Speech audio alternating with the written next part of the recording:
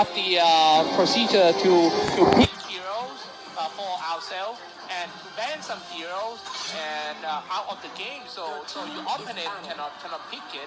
In case your opponent is good at that one, so ban out. This is what we call ban the pick phase in case you just come in. And the goal, the basic goal of this game, Mobile Legends, is it's still so easy. 5 men aside and trying to destroy the biggest base of the other team, and then the game is over. Exactly. So just like that, as easy as it sounds, it's not as easy to execute. And that is why a drafting phase is absolutely required. And right here, let's take a look at the drafting phase. We've got Lunox picked out for Evos Esports. They're finally giving Lunox over to the Evos Esports.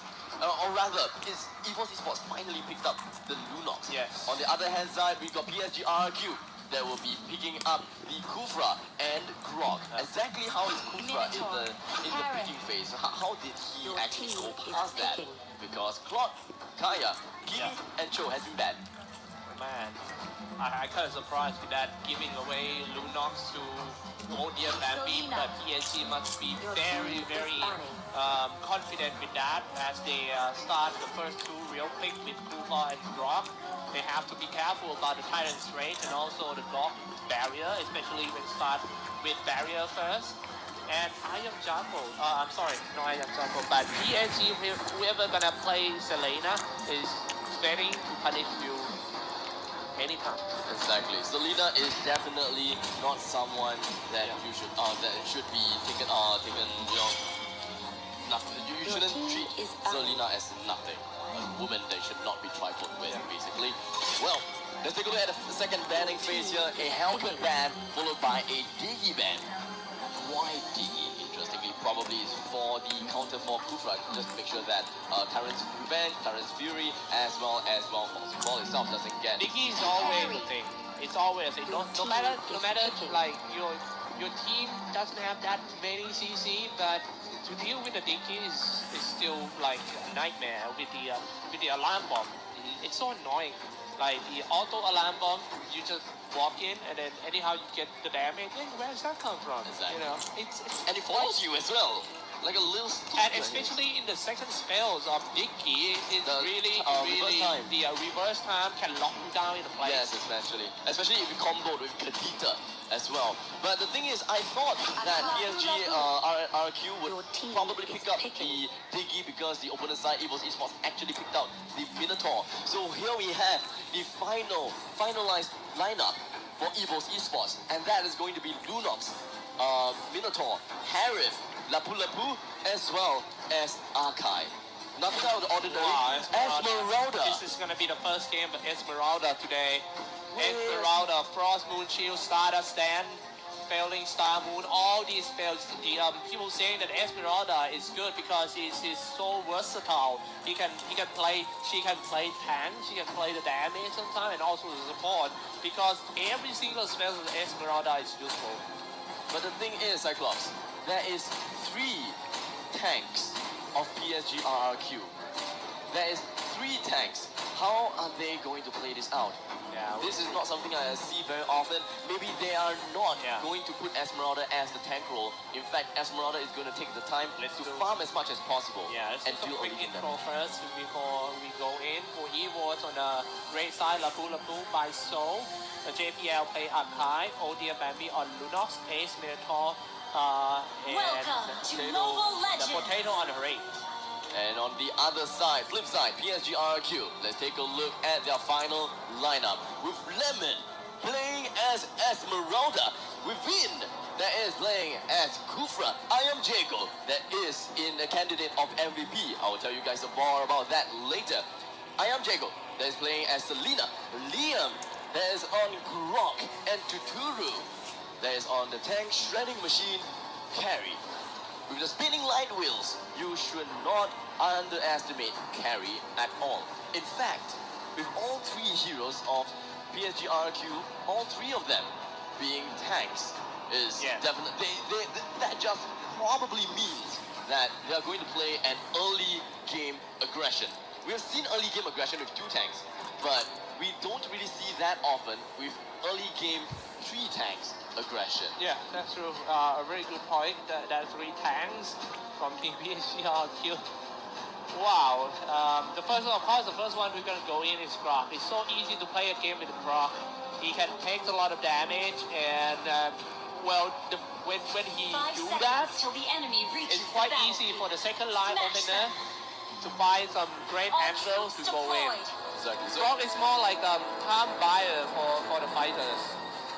the laning phase is about to begin, but pretty much seeing Ayam Jago playing as Selena here in the middle lane, possibly with either one tank. Yeah, and it does and look like it's also going to be Kufra. Grok got very high damage in the start. Look at that. Only one power nature can easily kill a creep wave. Meanwhile, in the middle is going to be Kufra solo. That's weird. I was thinking that, Selena would actually join in with Kufra at the middle lane to get a little bit more EXP. But it does seem like he wants to satisfy and get the buff a lot earlier than, anything else possible. For your information, this is the first time that these two teams fight each other too. And now let's take a look at the first team fight. Barrier has been set up. But Ace almost falls out. So now he got away with a very low HP. A really good steal of the buff coming in from Grok. Exactly what a Grok should do. Just dive in right in the face of the enemies and just spin. Deals the great amount of damage, and you will just deny them all of the EXP and gold. Yeah. Top lane, Lapu having a good time farming. But I kind of surprised Lapu alone were under level than PSG Lemon. That is weird, right? Yeah, that's kind of weird. I mean, Alone supposed to have like more experience than Lemon and Liam, but Lemon and Liam already level 3. Exactly. I believe that it was just a push to try to get the buff was one of the reasons that they got it. Selena, Missile Arrow didn't hit anyone. A little bit more of the wizard boots coming in on Iron Jago as well as Lemon. Pretty much understood now that Lemon is playing as the pseudo tank, pseudo mage role at this moment of time. Iris with a bit synchro vision for the first time in this game, but it missed. And right now PSG RIQ. The way PSG RIQ say is they are very strict to their timeline. They have their own timeline of doing things. For now, they do, and they are very good at making objective done. So to stop PSG RIQ, you might have to be brave and try to contest them whenever they try to do some objective, for example, going for turtle or something like that. Here's the thing, I believe that Evos Esports is pretty much telling each other that, you know what, just let them take the objective, slowly play it out, and if time allows them to, then bring down one member one by one, and just let Lapu just far more away at the top lane. That is free farm. Oh man, coming out first with the power nature spin, dropping quite low for Team Evos, but still hanging on to the fight in the middle. Then Liam walking away, Grok about to go down with that. Look at that, the first blood belongs to Carry. How is that even possible when PSG, all players are dropping so low? Double kill for Carry, just too strong. And just like that, 5 men of PSG RQ is congregated in the middle lane and now stealing the buff of the enemy's team. Evos Esports have absolutely no way to defend this buff and just giving it away. One to Iron Jago and one to Liam.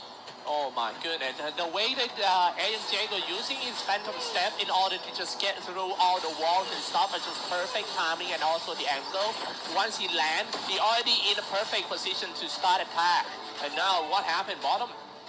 JPL pretty much is under siege, but hold on a second as we do have Soul rushing out with the Chieftain's Rage, trying to find 1 versus 1. Lemon a little bit overestimated himself, dealt quite a lot of damage to himself by the turret, but in the end, Lemon did manage to turn the turret around because of all that shield that she's able to generate and get that kill onto Lapu. Was super strong, man, in the first 5 minutes of the game.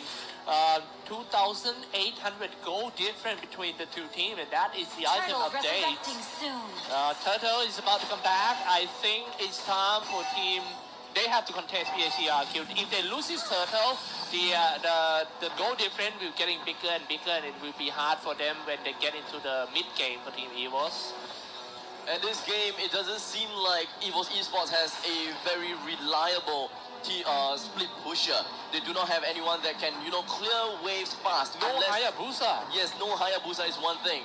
Well, Soul does have can throw his swords. We can have power of order brilliance coming in from Bambi, but why would you want to waste that? Or even Vision. Why would you waste that? Start with the arrow from Selena. They might dive in, will they? But they decided no because Minotaur is on his range. If you go in, get stuck in Minotaur Fury, pretty much dead, no matter how strong you are. But look at that first. Grok not that far away, spinning around with the power nature. They decide to go in. Lemon and Esmeralda. This is the reason why they pick Esmeralda, can tank and deal the damage at the same time. Spinning around for Esmeralda. It's time to go for the turtle. The turtle will now retreat into his den, but Bambi goes in the power of the order chaos, and just like that, Kyle's darkening is just gonna be retreating himself. Bambi in the middle of everything, tries to go for cosmic vision. He won't be able to get himself away for now, but Ace in the middle of everything. Selena gets the kill onto Minotaur. Finn, just like that. No, actually, Lemon is the one. And with the 3-man tank composition, we'll be able to get the 2-man that is the most important of Evos Esports down just like that. Frost Moon Shield, Stardust Land, Failing Star Moon, all the spells of Esmeralda, just save her. Just now, she was so low, but do you see the armor? It was this big. The armor of Esmeralda is too much. It's huge. This hero is OP.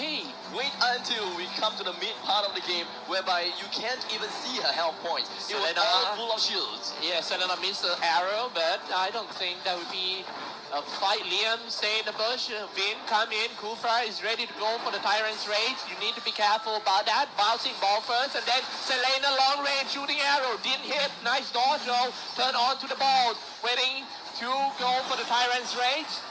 But they all fall back. They might come back in again from the sideway. Liam just gonna back himself off, and of course gonna bring down the barrier right in the middle side of the lane. And Vin was trying to go for a blind snipe into the bushes. Unfortunately, no one is within that bush. And you know, Tyrant's Revenge is just gonna be wasted just a little bit. And JPL was able to sidestep that abyssal arrow in just a small little step. Can they go in once again? But keep in mind that Kufra still has his ultimate, the Tyrant's Rage. And just one good click from Kufra. Then follow up with the Selena long range arrow, and that's what I'm talking about. This is gonna dive in. Esmeralda, see how good he can turn on into the balls. And then spend too much time to kill that Kufra. However, his teammates and the Kufra teammates coming in and trying to go in. Carry being they bought so much time for the carries until he plays so easy and killing everyone one by one. Look at that, and now dropping quite low. Selena got him. Even Esmeralda got a killing spree right here. I'm not so sure that Esmeralda is a tanker or the damage dealer. Pretty much a best of both worlds coming in from Esmeralda. He got the Reaper as well as the Lightning Truncheon, so could deal a lot of damage. And PSG IQ coming into this grand final is so strong. The way they play, the procedure, and also the individual skill, especially Lemon on Esmeralda, is really, really good. As we always say that PSG IQ, the play style, people saying that it might be a bit boring, you know, 4 guy playing around 1 guy, but it always work. Then why do you have to change? At the bottom lane, BSGRQ will be able to knock onto the second tier defense tower, and just like that, it is going to be down, and we have a fight incoming, and JPL to go down low. Oh my goodness, look at that, and now shooting in a long range Selena.